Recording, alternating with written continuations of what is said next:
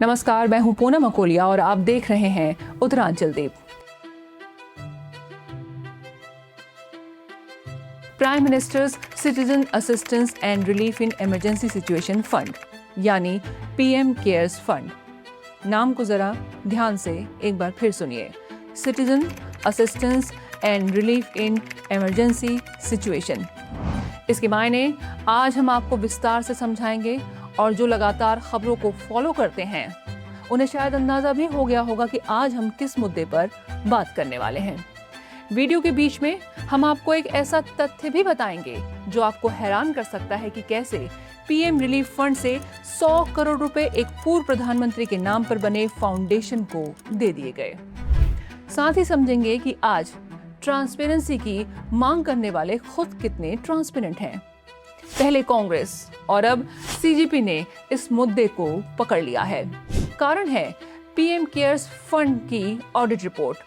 इसकी नई audit report सामने आई है और रिपोर्ट के मुताबिक 31 मार्च 2025 तक पीएम केयर्स फंड का क्लोजिंग बैलेंस करीब 8,452 करोड़ रुपए था।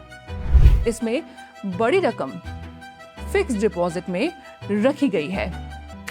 Citizen assistance and relief in emergency situation यानी कि पीएम केयर्स एक ऐसा फंड जिसका मूल उद्देश्य किसी बड़ी इमरजेंसी, आपदा, पब्लिक हेल्थ क्राइसिस या फिर संकट की स्थिति में देश और नागरिकों की मदद करना है।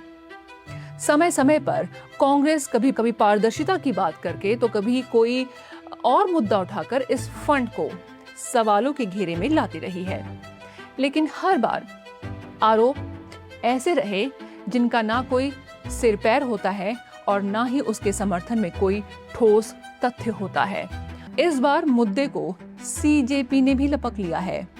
उनका स्कूल चलो अभियान चल रहा है तो इतने पैसे पड़े हुए हैं पीएम केयर्स में, तो इससे स्कूल क्यों नहीं बना लेते हैं, ये उन्होंने पूछा है। यानी एक बार फिर प्रधानमंत्री मोदी के खिलाफ नैरेटिव बनाने की कोशिश की जा रही है।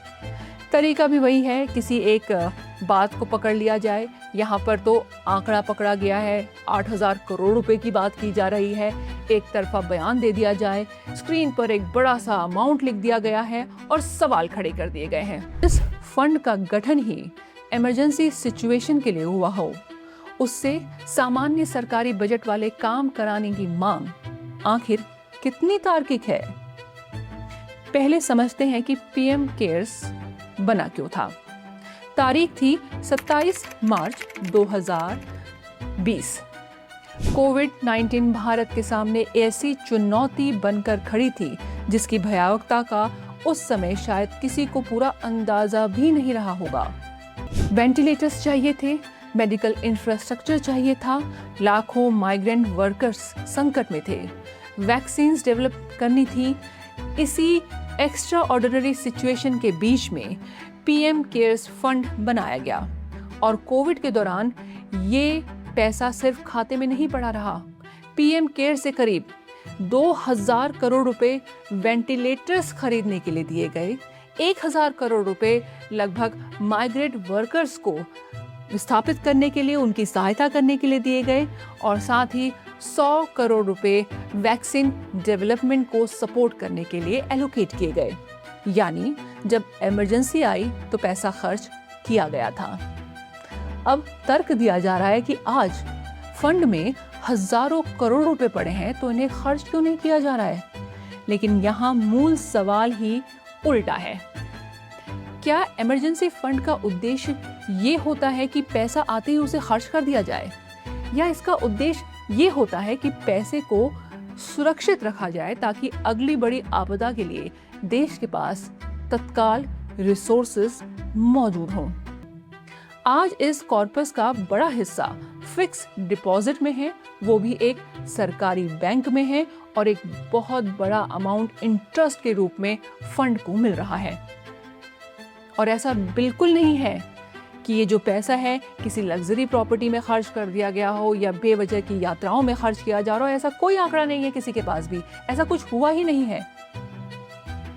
सिर्फ पैसा सेफ रखा गया है, पैसा का बहुत बड़ा अमाउंट जो है 90% से ज़्यादा अमाउंट जो है वो फिक्स डिपॉजिट में रखा गया है और उस पर इंटरेस्ट भी मिल रहा है।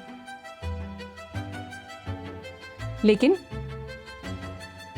बार बार सवाल यही उठाया जा रहा है कि पैसा पड़ा है इसलिए खर्च कर दो, पैसा पड़ा है इसलिए खर्च कर दो, वो भी बिना किसी तर्क के ये बात की जा रही है। कोई देश, कोई व्यवस्था ऐसे नहीं चलती है। स्कूल बनाने हैं, बिल्कुल बनाने हैं, अस्पताल बनाने हैं, शिक्षा और स्वास्थ्य पर खर्च करना है, बिल्कुल करना है, लेकिन इसके लिए सरकार के अपने मंत्रालय होते हैं, योजनाएं होती हैं और संसद से पारित होने वाला पूरा यूनियन बजट होता है। अगर हर इमरजेंसी जो कॉर्पस है उसको सामान्य डेवलपमेंट एक्सपेंडिचर में ही लगा दिया जाएगा तो कल कोविड जैसी अगर कोई दूसरी बड़ी महामारी या कोई असाधारण राष्ट्रीय आपदा आती है तब तत्काल संसाधन कहां से आएंगे? ये कोई पहली बार नहीं है जब पीएम केयर्स फंड पर कांग्रेस ने उंगली उठाई हो। यहां तक कहा गया है कि आरटीआई के जरिए जब सवाल पूछे जाते हैं तो उसका जवाब नहीं आता है। ये तो अब सामान्य नागरिक को भी पता है कि आरटीआई केवल जो सरकारी संस्थान हैं उन्हीं पर लागू होती है और पीएम केयर्स एक निजी फंड है, सरकारी फंड नहीं है।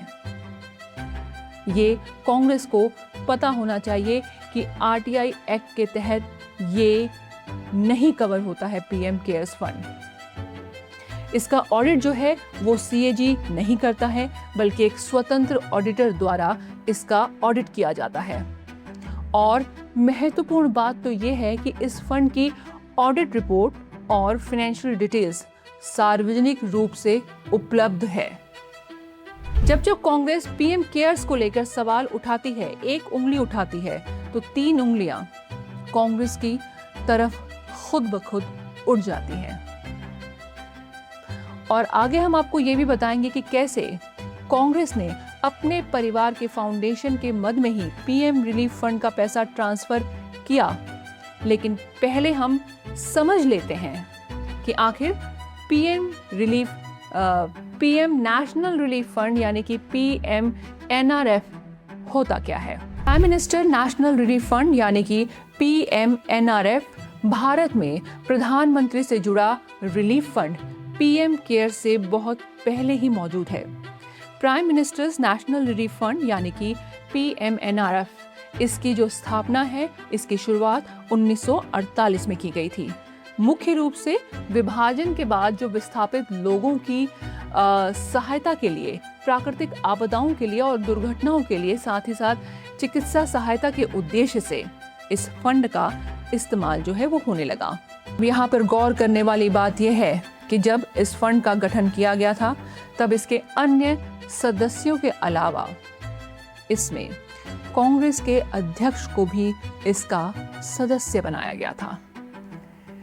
शायद कांग्रेस को तब ये लगता था कि वो आजीवन इस देश पर, भारत पर राज करेगी, इसलिए उनकी पार्टी का अध्यक्ष इस फंड का सदस्य होना ही चाहिए। तब किसी ने ये सवाल नहीं उठाया था कि सरकारी राहत फंड की समिति में किसी एक राजनीतिक पार्टी के अध्यक्ष को क्यों रखा गया है, इसके पीछे क्या औचित्य है। इसका सवाल ना पहले कभी उठाया गया और ना कांग्रेस के पास इसका कोई आज जवाब होगा। अब सुनिए दूसरी दास्तां। साल था 1991। राजीव गांधी की मृत्यु के बाद सोनिया गांधी ने राजीव गांधी फाउंडेशन की स्थापना की और दावा यह है कि उसी दौर में PMNRF यानी कि prime minister national relief fund से राजीव गांधी फाउंडेशन को 100 करोड़ रुपए ट्रांसफर किए गए। उस समय सरकार कांग्रेस की थी और वित्त मंत्री थे डॉक्टर मनमोहन सिंह। अब सवाल यहाँ ट्रांसपेरेंसी का ही है और औचित्य का भी है। अगर देश में रिलीफ वर्क के लिए बनाया गया पैसा किसी पूर्व प्रधानमंत्री के नाम पर बने एक फाउंडेशन को दिया जाता है तो ये किस मद में, किस उद्देश्य से और किस आधार पर दिया गया। आज जब ट्रांसपेरेंसी की इतनी बात हो रही है तो इसकी बात भी होनी चाहिए कि ये फंड क्यों ट्रांसफर किया गया, इसके पीछे का औचित्य क्या है। और ये बात देश को बतानी ही चाहिए कि किस राहत के लिए पैसा राजीव गांधी फाउंडेशन में ट्रांसफर किया गया। सिर्फ एक बड़ा आंकड़ा दिखाकर 8,000 करोड़ रुपए पड़े हैं और खर्च नहीं किए जा रहे हैं। ये सुनने में ये सवाल प्रभावशाली जरूर लगता है, लेकिन अपने आप में पूरी कहानी ये नहीं बताता है। और यही सोशल मीडिया का खेल जो है यहाँ पर शुरू हो जाता है। आधा तथ्य उठाइए, उसके पीछे का कॉन्टेक्स्ट हटा दीजिए, एक बड़ा आंकड़ा स्क्रीन पर लिख दीजिए और फिर सीधे प्रधानमंत्री नरेंद्र मोदी को कटघरे में खड़ा कर दीजिए। लेकिन अगर किसी पब्लिक फंड में अनियमितता का आरोप लगाना है तो तथ्य भी उतने ही मजबूत होने चाहिए। पैसा कहाँ गलत खर्च हुआ है, किसी ने क्या इस पैसे से कोई निजी लाभ उठाया है, क्या कोई नियम तोड़ा गया है, क्या इस पैसे का कहीं मिसयूज हुआ है। लेकिन आज जब सवाल उठाए जा रहे हैं तो इस तरह का ना कोई आरोप है ना कोई तथ्य है। एक मोटी मोटी बात कर दी जा रही है कि 8,000 करोड़ रुपए से ज्यादा पड़ा हुआ है और खर्च नहीं किया जा रहा है। इसलिए हम आपसे अनुरोध करते हैं कि जब भी कोई रील या कोई वीडियो ऐसा आपके सामने आए जो आधे अधूरे तथ्य के साथ परोसा जा रहा हो तो उस पर विश्वास करने से पहले थोड़ी सी रिसर्च जरूर कर लीजिए, क्योंकि इन आधे अधूरे तथ्यों के पीछे छिपी पूरी कहानी जब आपके सामने आएगी तो सच और नैरेटिव के बीच का फर्क आपको खुद ही समझ आ जाएगा। इस मुद्दे पर अगर आप कोई राय रखते हैं तो हमें कमेंट करके जरूर बताइए। ये वीडियो आपको पसंद आया हो तो उसे लाइक कर दीजिएगा और चैनल को सब्सक्राइब कीजिए। नमस्कार।